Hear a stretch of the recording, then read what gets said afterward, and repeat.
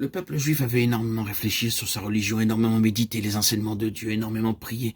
Sa situation d'ailleurs n'était plus au point de vue politique ce qu'elle avait été jadis.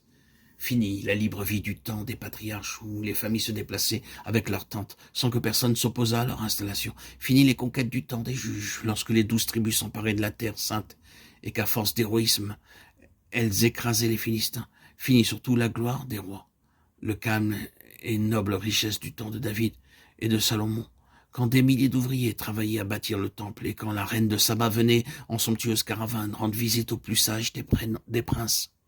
Depuis le 5e siècle, depuis le retour de l'exil, la Palestine n'avait pour ainsi dire pas cessé d'être une province dans l'un quelconque de ces vastes empires qui tour à tour avaient dominé l'Orient. D'abord, elle avait été un petit morceau de l'empire perse gouverné de loin par un satrape, un fonctionnaire de ceux qu'on nommait les rois des rois. Puis, quand à la fin du IVe siècle, Alexandre le Grand, conquérant grec, avait battu les Perses, elle était devenue une province hellénique, d'abord aux mains des Grecs d'Égypte, puis au pouvoir des Grecs d'Asie, ce qui ne valait pas mieux. Plus tard enfin, quand les Romains s'étaient emparés de toute la Méditerranée, la Terre Sainte était elle aussi devenue romaine. En l'année 63 avant Jésus, Jérusalem avait été prise, et depuis lors, on avait passé ses devoirs dans ses rues, sous les murs de ses forteresses, la silhouette du légionnaire de Rome avec sa chlamyde rouge, sa grande pique et ses gros souliers. Ainsi donc, depuis 500 ans à part de très courte interruption, la Palestine n'avait pas cessé d'être un pays occupé par un vainqueur. C'est une situation extrêmement douloureuse et qui rend les peuples nerveux et tourmentés. Le vainqueur pouvait changer, mais le résultat était toujours le même. Au temps où Jésus naissait, nous avons vu que les Romains avaient confié le gouvernement au tyran Hérode.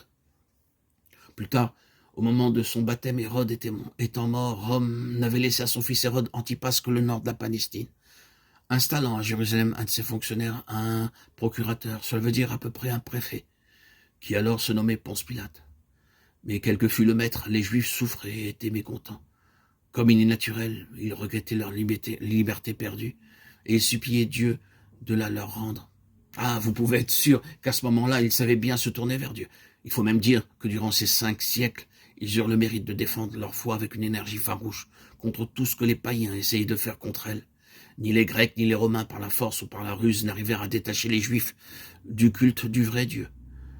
Quant au roi grec d'Asie nommé Antiochus essaya de leur imposer ses idoles, il n'obtint qu'un soulèvement général et dut se retirer. Dieu, rien que Dieu. Dans la tristesse d'une demi-servitude, il comprenait bien ces Juifs, ces descendants du temple de l'Alliance, que lui seul était leur espoir et leur sauvegarde.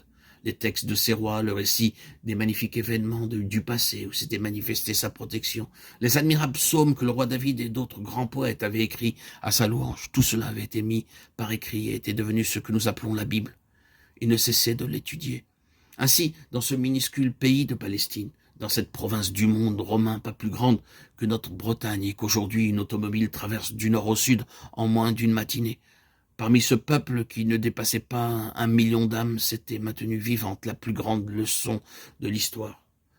Israël avait sauvé sa foi en Dieu. Ah, le monde pouvait bien multiplier les événements, les guerres, les constructions ou les œuvres littéraires. Aux Juifs croyants, comme tout cela était indifférent. Auguste avait bien pu mourir en l'année 14 après la naissance de Jésus, et Tibère lui succédait à la tête de l'Empire. C'est à peine si à Jérusalem on avait prêté attention à ce fait. Ce qui comptait uniquement, c'était la loi de Dieu. C'était les prières que chaque jour, matin et soir, on allait réciter dans le parvis du temple, le visage tourné vers le Saint des Saints. C'était surtout cette question que chacun portait au fond de son cœur. Le Seigneur fera-t-il enfin miséricorde à son peuple? Lui pardonnera-t-il définitivement ses fautes? Lui permettra-t-il de retrouver sa gloire passée, sa fierté, son indépendance? Quand reviendra pour Israël l'ère de la liberté?